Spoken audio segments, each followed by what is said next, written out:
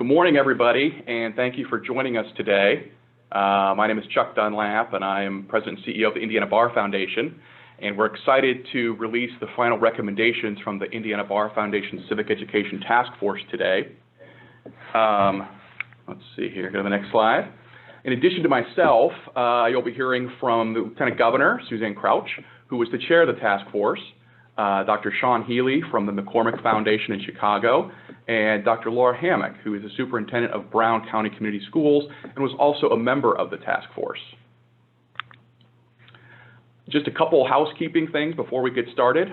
And again, you've probably had a fair number of Zoom meetings, but wanted just to go over a few things. Obviously, when you're not speaking, if you would, and the panel will take questions at the end. So after we've all made our presentations, we'll be taking questions. If you have questions as we're going, feel free to put them into the chat, and we have somebody here who's monitoring that, and we can address those at the end. And if you have a question that you'd rather, speak to, just identify yourself in the chat that you have a question. We can call on you just so we make sure we can kind of do that in an orderly process. And if for some reason we can't get to all the questions today, we'll be happy to follow up afterwards as well.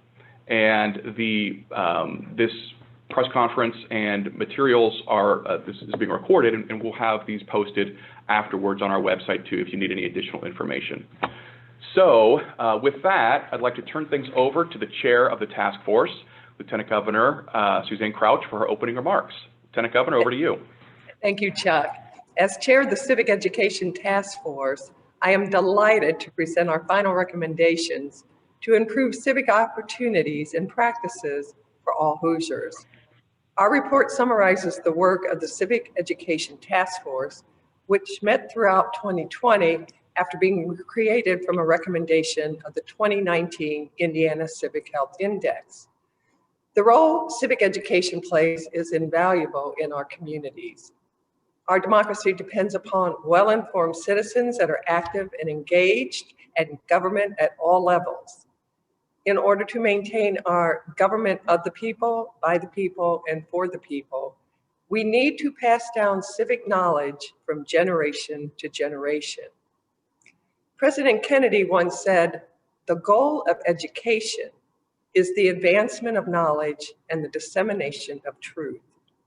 And that is why the Civic Education Task Force was created, to again shine a light on the importance of civic education.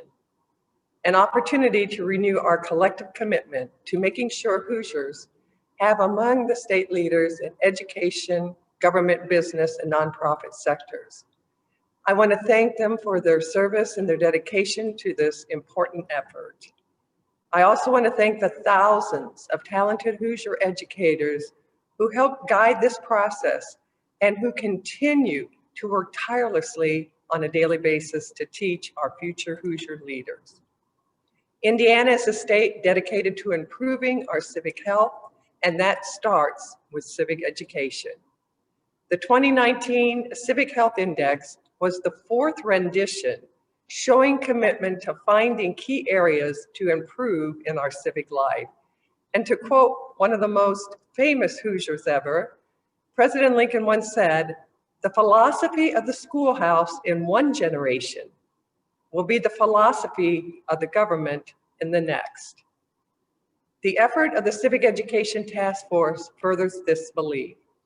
Indiana is always seeking ways to innovate and improve our civic health, showing that the Hoosier state desires to be at the forefront of initiatives to change for the better. And it is my great pleasure to share the final report of the task force with my fellow Hoosiers. I would also like to thank the staff and the board of the Indiana Bar Foundation for their leadership and instrumental work of the task force in producing this report. These recommendations identify areas that Indiana can improve in, innovate in, and restructure within the field of civic education. And I look forward to assisting policymakers and community stakeholders in implementing these recommendations over the coming years and to improve civic education opportunities for all Hoosiers in their communities and in their schools. Now, if I may, I'll ask Chuck to go into more detail on a few of the recommendations for our report that we want to highlight today. Chuck?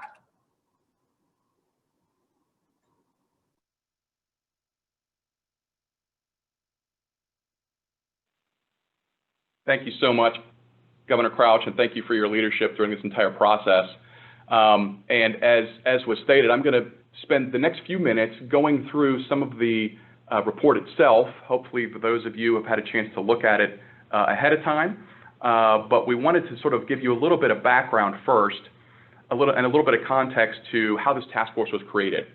As some of you may recall from last year about this time, we issued the fourth Indiana Civic Health Index, which had background, which had two recommendations for the first time. Joseph, if you might scroll down a little bit.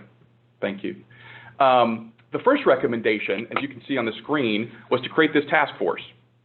And the task force was created in order to improve and look at methods of instruction, programs, and educational outcomes to improve civic education in Indiana.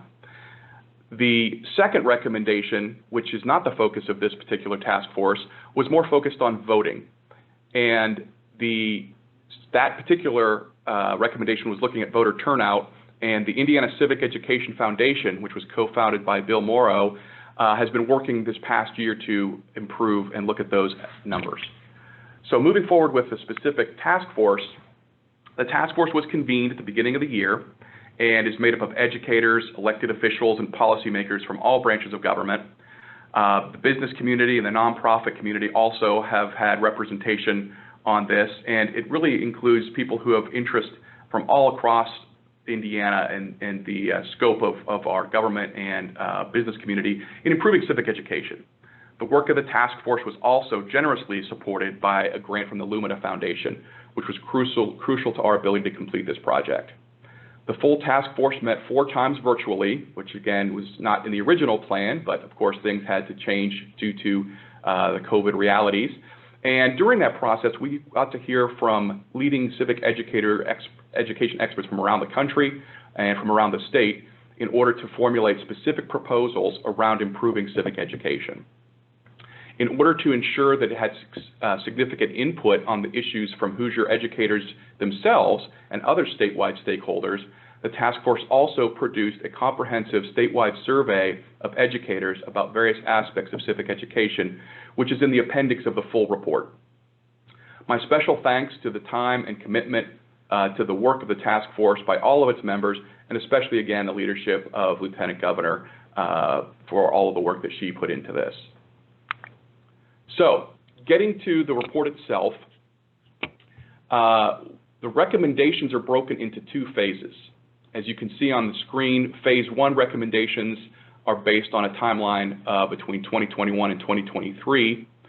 And each phase are not ordered by any importance or relevance necessarily, but rather by the feasibility to do things earlier or later depending on funding, timing, and other contributing factors, and are made the delineation of the 2 phases, how we broke it out. These recommendations are to be considered holistically and have been created to be able to work together.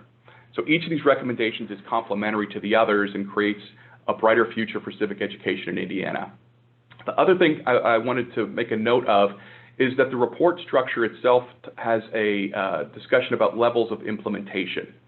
And this reflects various realistic scenarios and implementations that could be employed on each of the recommendations.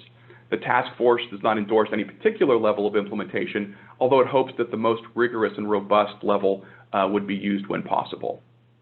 As the full report discussed, each of these recommendations is extremely important, but I wanted to spend a few minutes focusing on 3 specific recommendations from phase 1. So the first recommendation is from phase 1 that I wanted to focus on is to establish a recognition and certification programs to recognize excellence in civic education and ultimately provide a framework to support schools throughout Indiana with civic education efforts. There are several models around the country in various states that have established these types of recognition programs, and we think that Indiana should join that group. A couple examples Connecticut's Red, White, and Blue Schools initiative engages with schools by establishing a theme each year, providing resources and encouraging schools to incorporate the theme, like, for example, the electoral process, through interdisciplinary activities, whole school activities, extracurricular clubs and activities, and school-centered learning and community outreach. Another example that we might want to emulate and pursue comes from Tennessee, where they have a Governor's Civic Seal program, which recognizes schools and districts that prioritize teaching our nation's history and civics values. The program also has specific criteria in order to earn the Governor's Seal, Civic Seal, which include professional development opportunities for teachers, opportunities for real-world civics engagement by students, and project-based assessments. The program also provides grant opportunities for schools to apply in order to help support this work. And the third version of this that is probably the most comprehensive is called the Democracy Schools Program from Illinois, and the McCormick Foundation was instrumental in creating and administering this program. And again, you'll hear shortly from Dr. Sean Healy, who is with that organization. But this Democracy Schools Program is a certification framework for schools who make a commitment to incorporating multiple aspects of civics throughout their school or district. The program not only provides financial supports for professional development opportunities for teachers, it also includes students directly by incorporating their student voice into school culture, employs specific real-world civic simulations, community partnerships, and also recognition. The next recommendation area that I wanted to spend a little bit of time with focuses on the importance of expanding quality civic education professional development for teachers at all levels, and including some opportunities for teachers in other disciplines as well, not just in government and civics. There are many examples of language arts, science, and other teaching disciplines incorporating civics into their curriculum as well. So with the professional development recommendations centered around that, a lot of the survey indications that we received indicated that teachers really are looking for increased professional development opportunities in civics. Numerous studies have shown that the quality of the civics professional development definitely translates to the end result that the students get. And based on the survey data, many Hoosier educators believe that there's not enough adequate resources in professional development around civics. And while there are many excellent professional development resources available, access to those is something that we want to try to improve and increase. And one of the opportunities, frankly, that I think we can leverage in the future is the use of technology in order to do that. So that's the professional development recommendation with some of the details there, and again, more fully developed in the report. The third one I wanted to just spend a moment on is the creation of a civic education advocacy coalition, essentially a group that's specifically charged with continuing the work of this task force, having membership that is composed of individuals and groups that are interested in continuing to discuss civic education policies and opportunities. And the creation of that also can be plugged into the national network of civic education experts and providers as well, and make sure that Indiana has a seat at that table. And the other aspect of this is we do plan on conducting and producing another Civic Health Index in 2021, so next fall, and we hope that this group could help be an instrumental part of that as well.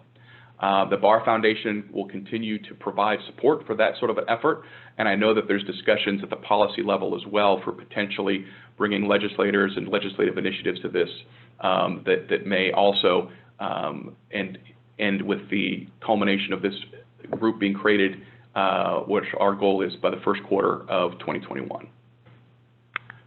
So the next thing, I just wanted to end this sort of brief survey with just a brief review of the Phase 2 recommendations as well. Again, these are a little bit longer term, and they're more fully discussed in the report, but some of these build on the Phase 1 recommendations, and some of them also might have their own timeline. So for example, the standards revision, and looking at some of that, there is a timeline which occurs periodically to review standards, which won't happen again until 2026. There's also the area of pre-service teacher content. One of the areas that we discovered is there's a very broad range of pre-service civics education that happens for teachers as they're being trained at the universities around Indiana. And so we want to try to be able to focus on that a little bit more and bring additional trainings to that. Also the assessment and accountability, providing real-world civics assessments. And lastly, the idea of a civics project graduation requirement.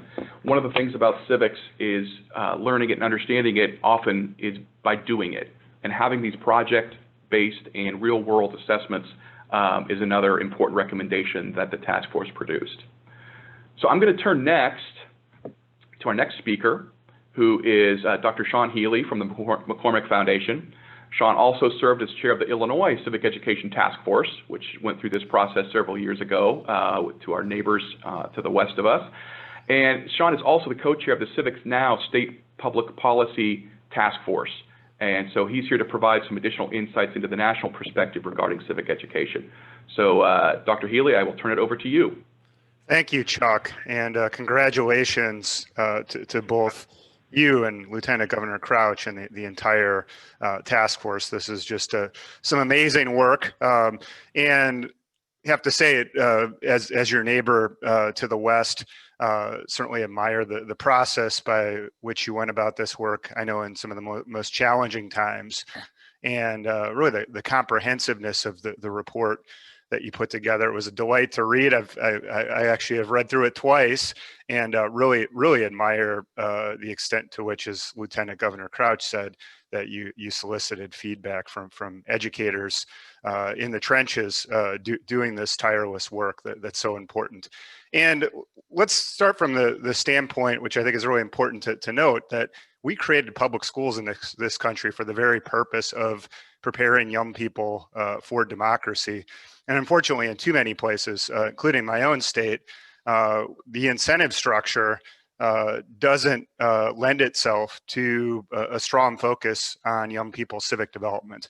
And what I appreciate in the recommendations put forth in this report are attempts to change that incentive structure, both through carrots and sticks. And we have found in Illinois, as Chuck illustrated through the Democracy Schools program, that a carrot-based approach is very effective, and frankly, in the fiscal environment that we're leaning into right now, maybe one of the more promising pathways. But I have to say I endorse all of the recommendations put forth in the report, and can say as a colleague in Illinois, really eager to partner with you in helping to implement some of those things. So those are discussions I'm sure we'll have down the road. But as Chuck alluded to, I want to say that Indiana is not alone in this work. The Indiana Bar Foundation has been part of the deliberations of a coalition that I'm really honored to be part of, called Civics Now. It's a coalition led by Civics, which was founded by Supreme Court Justice Sandra Day O'Connor, and her concern about civic education and recognizing its importance for our democracy. Civics Now is a coalition now that includes 144 different organizations across the political spectrum, across the country, united behind high quality school-based civic education. And I'm excited because, yeah, we are doing some state-based work. We have a table that I co-chair where we have conversations like the ones happening here in Indiana. In fact, Chuck was our speaker last month. But we're also organizing around federal policy.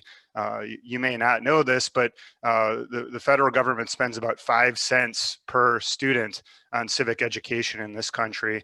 By comparison, we spend about $50 a kid on STEM. STEM's super important, not trying to take money away from STEM, but clearly we're underinvesting in civic education nationally. So there was actually legislation filed on Constitution Day on September 17th called the Educating for Democracy Act, that more than anything would bring federal funding to states to implement recommendations like Chuck put forth, particularly in the area of teacher professional development. This legislation probably isn't going anywhere during the lame duck session, but we expect it to be filed again in 2021. And the thing I'm most optimistic about is in both the House and the Senate, we have bipartisan co-sponsorship. So very promising as we look to 2021 and look for some support, I think, at the national level for the good work that you're doing in Indiana and those important recommendations that this report puts forth. There's also a parallel effort called the Educating for American Democracy Project, and they're publishing a roadmap in February of 2021 that I think will be useful to this task force, particularly as it looks at standards revision a few years down the road. It's an attempt to kind of weave together the teaching of history and the teaching of civics and grapple with some of these difficult conversations that we're having in this country right now. They're conversations that we need to have in our classrooms, but are frankly difficult conversations to facilitate. So I think this roadmap will be very helpful to that end. It's a project that was sponsored by the National Endowment for the Humanities. And I just want to end by underlining the urgency of this work. And it may be obvious, but I think it's really important to point out the frame of Indiana's work, of course, was relatively low rates of voter turnout in the state. We suffer from that too in Illinois, but more broadly, low trust in our government institutions. Frankly, historically low trust in our government institutions. We are a deeply polarized country, and we're not just polarized at the level of blue states and red states like Indiana and Illinois, but as you get down into county level, precinct level, we're even polarized to that degree. And it makes it very difficult to do important things in terms of democratic governance. And then, of course, these generational challenges, a big one being the pandemic that's in front of us right now, economic recession that was tied to that, and then big issues like what do we do about things like climate change. I raise all these issues because I think Indiana came to the same place that many of us did, which is the long-term solution to these problems is actually to empower our citizens to resolve them. And the best way to do that is to strengthen the way we do civic education in schools. So I commend you for what you're doing. This report should be disseminated broadly and implemented over the next several years. And your neighbor to the west is very eager to partner with you in supporting the implementation of these recommendations. Thank you.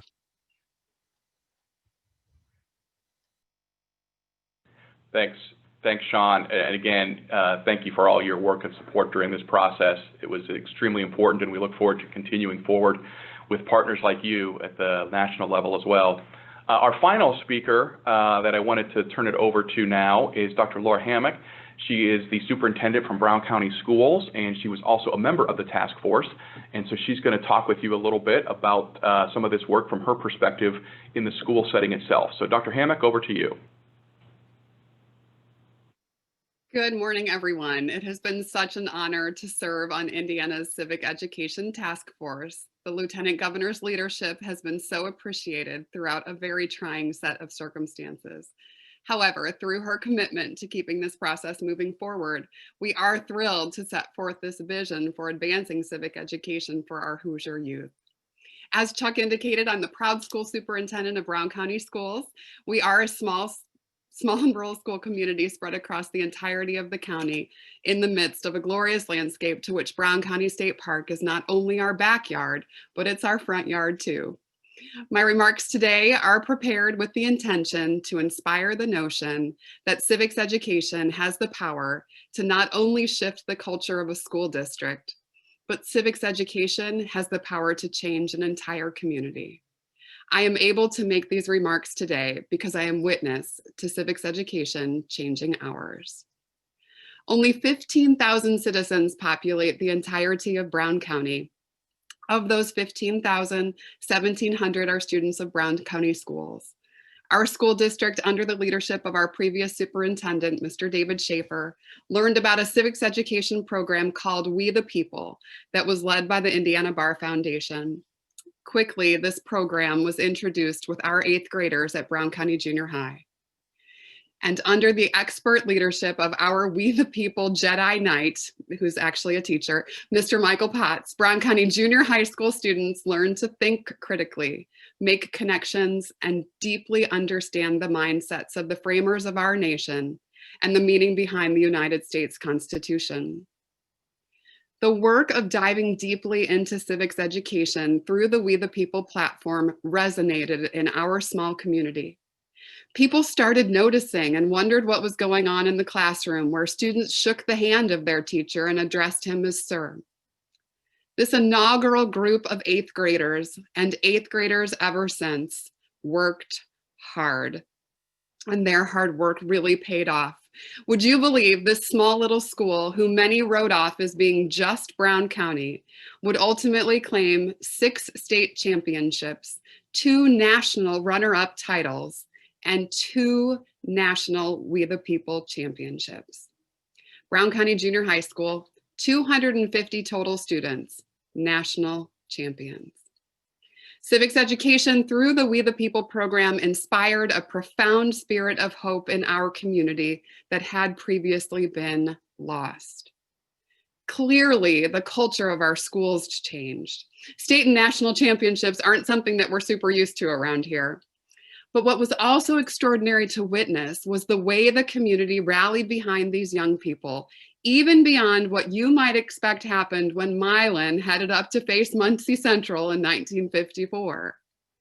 You see, the free and reduced lunch percentage in Brown County schools is fairly high. Many of our students come from environments where parents or grandparents struggle daily to ensure that their families have what they need.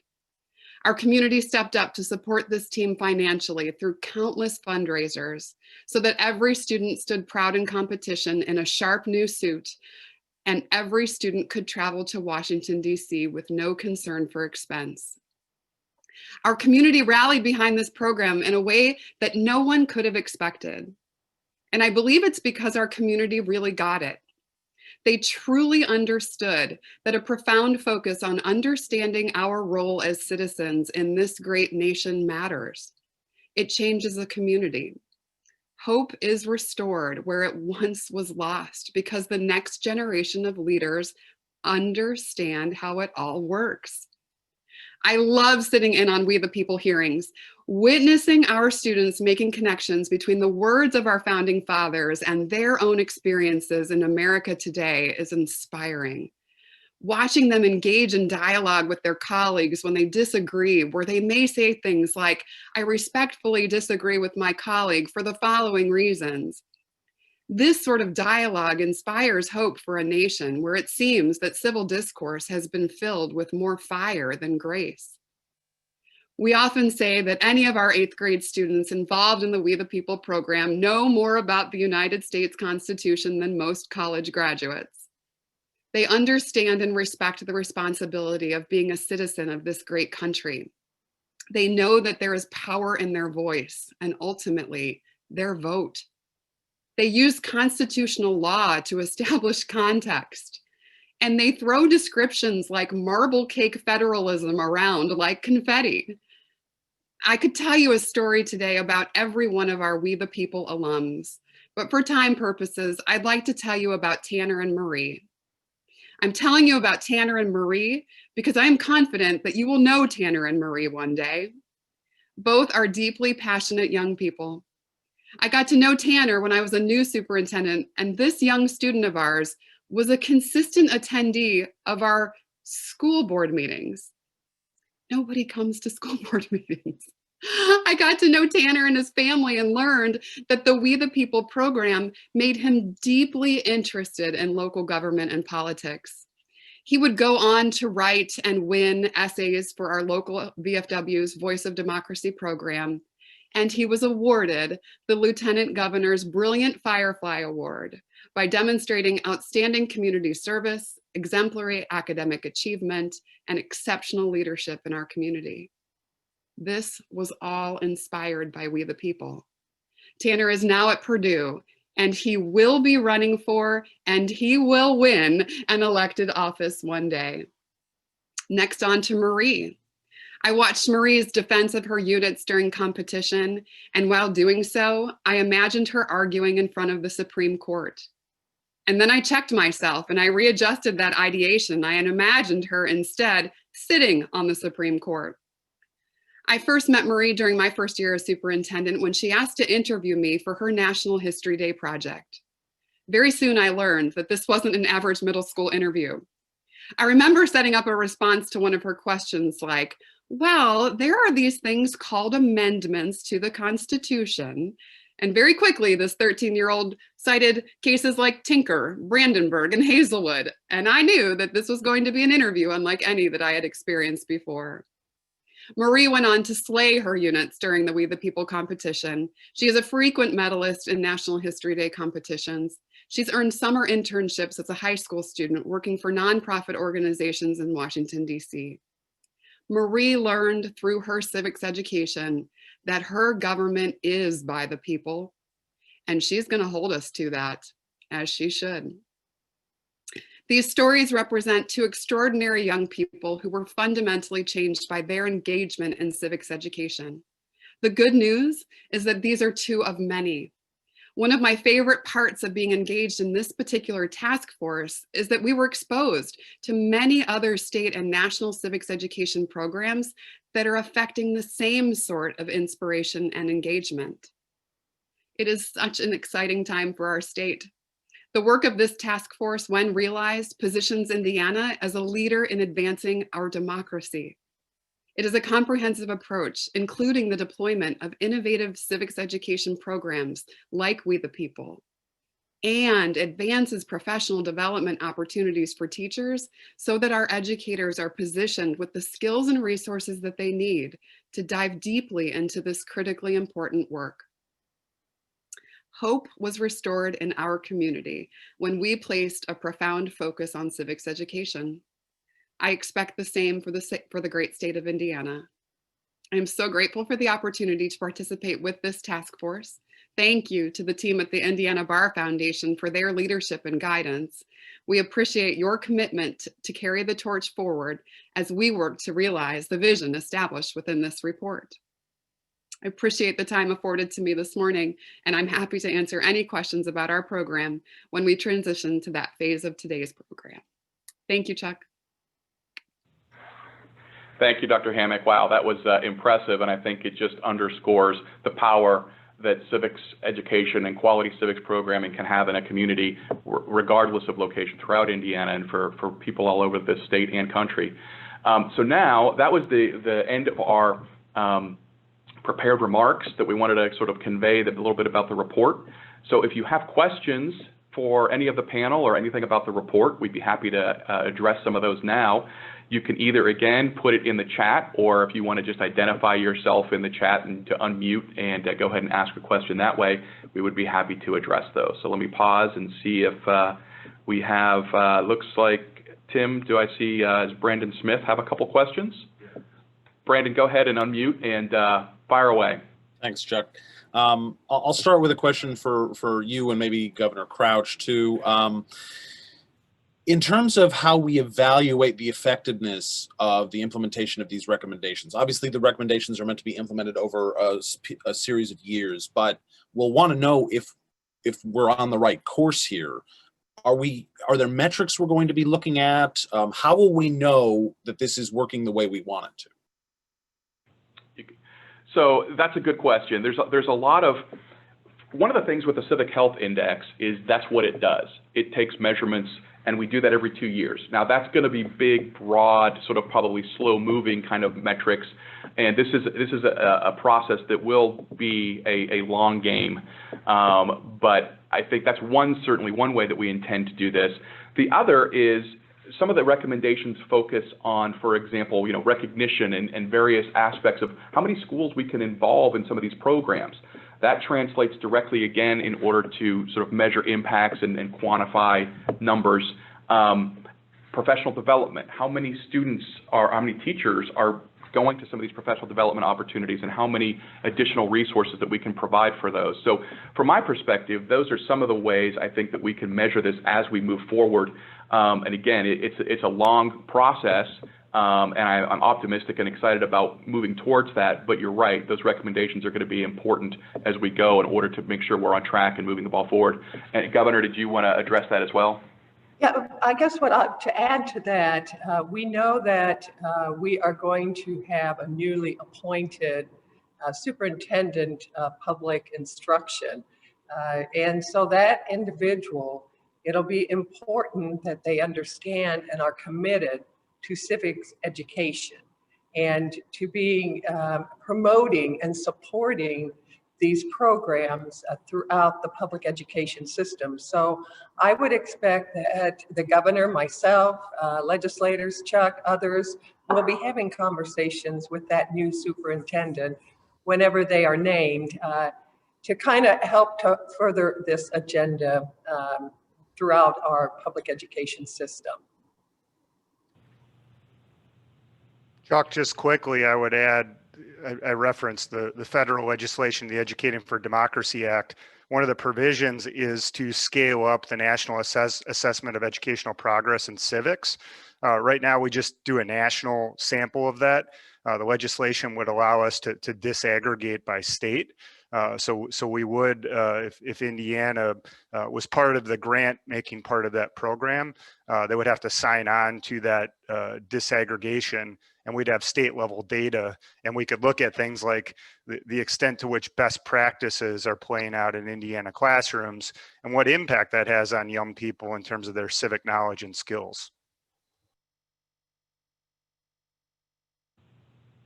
Thanks for that, Sean. And Brandon, did you have another question, or was that the one? Yeah, no, I've got one more before I know Eric Sure. and Marilyn also have questions that they're in the queue. This may be a question for Dr. Hammack, actually. As I look at a lot of these recommendations, a lot of it is about things that schools can do, that educators can do.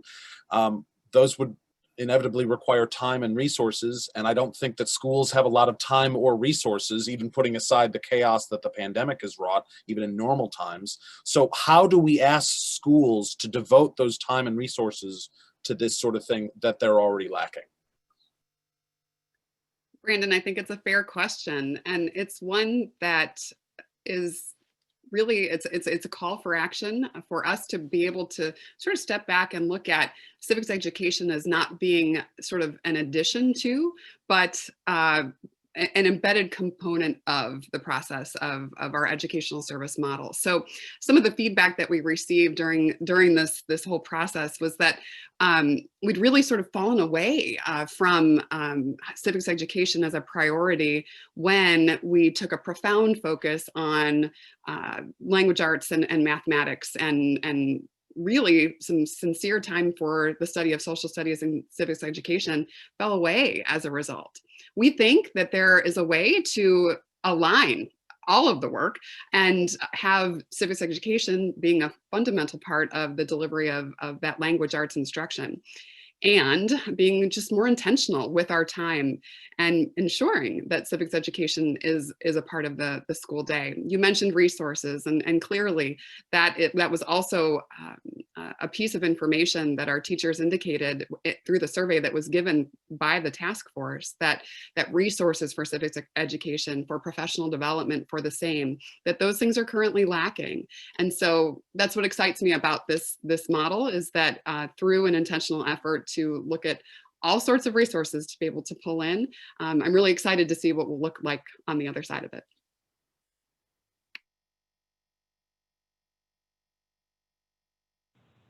So the other thing too, and I don't know, Sean, if you want to speak to this, because one of the things too, resources are obviously a critical issue. But some of these programs, for example, in other states have been really successful in a public-private partnership perspective. And the work that the McCormick Foundation and Sean have done in Illinois and through the Democracy School program is an example of bringing additional resources to the schools to help support their work in this area. And Sean, I'm going to put you on the spot, but I don't know if there's anything you wanted to add to that. Yeah, one just to echo what Dr. Hammack was saying, like, if you attend to young people's civic development, you're going to advance the broader aims of education. So we're finding things like if you do civics well, students' attendance goes up. We have less chronic absenteeism, grade point averages increase. So things that we care about beyond civics. So this isn't something that's a side nice to do type of thing. It's actually critical to young people's development more broadly. But Chuck, you're right. We're not limited to local dollars from our school districts to support this. In Illinois, we've been able to rally the private foundation sector, but also also corporate philanthropy to support implementation of our work. So literally no state dollars have gone into our implementation. And if you know the state of the finances of Illinois, that it just was a pipe dream to ask for state support for this. So as we went to our state and asked for stronger civics requirements, for example, we raised the private dollars to support implementation, which is evident in the Indiana Task Force report. Much of that has to do with supporting teachers through ongoing professional development, which is costly, but not in a crazy sense. So as we implemented our laws, we spent about $1 million a year, and we raised all of those resources privately. Thanks very much. And I think, Eric, I think we have you next in the queue, if you have a question. I did, yeah. I wanted to ask about one of the long-term goals that you laid out. What kinds of civics projects do you have in mind for 5th and 8th graders? What sort of things would they do, and how would that be incorporated into the curriculum or otherwise into their schoolwork? So there's a lot of great examples that exist already through programs and things. So for example, there's one program called Project Citizen, which is primarily focused on high-level elementary and middle school age students, where basically they are in charge of identifying, they look in their community, they find a particular issue or problem that they think that they want to address or explore and create solutions around. And so it engages them in that process. They research the issue, they look at other examples, and then they put together an implementation plan. This could be something like, recycling at the school. It could be very micro level that's related to their particular environment at the school. It could be community-based. It could be, there's been so many examples of what has been important to those students, and they are the ones that are learning how to be active, engaged citizens and to be able to find and identify an issue that needs addressing and to work through that. So it really could be student-driven from that perspective, and it gives them an opportunity to, this idea of civics and what does that mean? Unless you're sort of taught this, it's difficult for some students to understand what does that translate to? How do I become actively engaged? And it gives them a structure to be able to do that on a project basis. So that would be my sort of perspective on that. And I don't know if any other panelists have anything they wanted to add to that as well.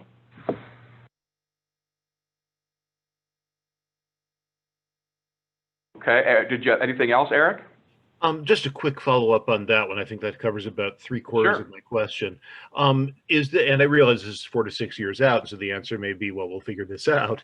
But is this something where this would be incorporated into the regular 5th and 8th grade classwork? Would it be part of a specific class? Is this something like community service where they do it outside of school hours? What do we envision here? Yeah, I think there's a lot of models for it. One of the things, and at least I'll tell you my perspective, to the extent we can incorporate it within the classrooms, I think that's highly effective. And potentially also, this could be part of sort of real world assessments and things like that as well, so that they're acting and sort of modeling this proactive approach to being an engaged citizen and understanding that it is not a passive thing. They really need to, in order to have a strengthened and robust democracy and a system that works, we need those citizens and to be engaged in that. And so the more we can provide a structure for that, the Project Citizen curriculum is generally within the classroom. There are a lot of other models as well that could be either extracurricular or things like that. So I think I guess my answer would be it could vary, and there's a lot of different models out there. My hope would be that it's the most impactful to get to the most students by integrating it into the curriculum. But even if that's not possible, there are other opportunities to do that through different models as well. Okay, thank you. Absolutely. Let's see, Marilyn Odendahl, I think you posted a question there, but if you just want to unmute and ask it, that may be the best approach.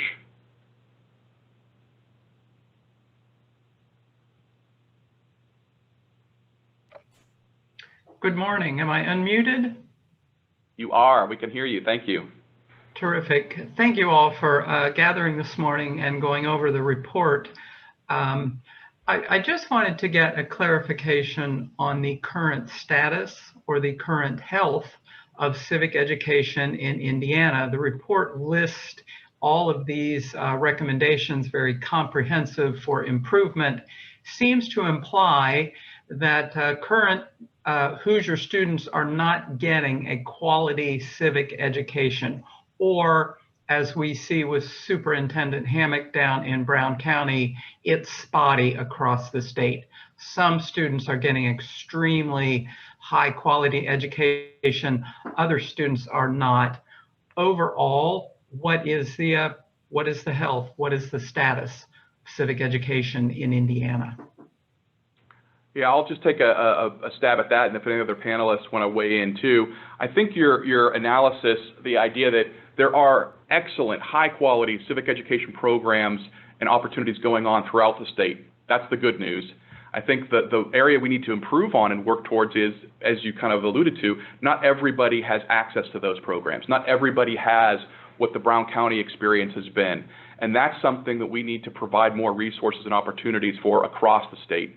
Urban, rural, suburban, and if you saw some of the report specific results that came from our survey, that is reflected in some of those. The idea of, I think the teachers and the educators are looking for professional development in this particular area.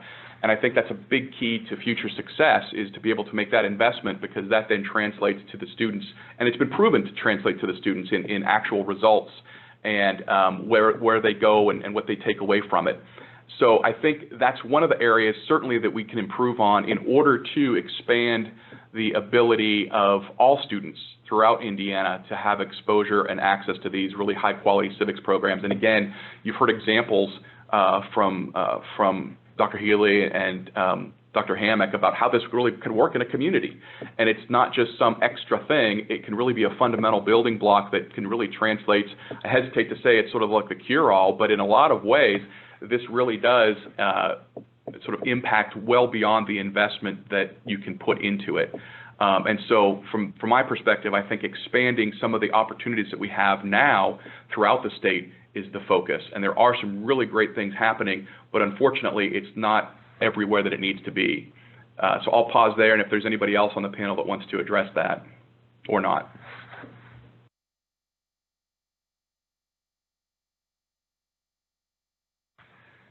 I would add, Okay. Chuck. Oh, Sean? Yeah, I would add that, we had a similar situation with our democracy schools program, where we were able to uplift all these great local examples of excellence, like Dr. Hammock elevated here, but it's through kind of concerted attention, state policy programming, that you make this the norm everywhere. So the great thing about some of the local examples highlighted here and in the report are that civic education can thrive in a variety of contexts, right? But it's through this concerted attention, through the implementation of the recommendations that the report puts forth. That's how you get this kind of universal baseline. And that ultimately is where will ultimately move the numbers that Chuck was talking about in a civic health index. So this is generational change. That's ultimately what you're seeking to address. But yeah, there's nothing like policy and concerted attention to these issues to frankly make it the norm for every Indiana student. And that's one of the reasons too, I think this is the long-term proposition. And that's one of the reasons we have the recommendation to create an entity, a structure that we can continue to work and move these things forward. It's not just a revisiting it every other year or something like that. It needs to be a continued concerted effort. And I think we really, through this process, have identified a lot of partners who really want to support this and move it forward, from our friends in the General Assembly and members of the community all across the state that frankly we didn't necessarily know, and I have identified on our radar that this was something that they had a passion about. So that is another significant advantage through this process, and we're going to hopefully have a structure that we can continue to move that forward, because again, it'll take continued effort, continued work, but the results can really bear tremendous fruit in the future. Marilyn or anybody else, did you have any other questions? I think that was the last one that I saw in the chat queue, but there may be others. If there's anybody else?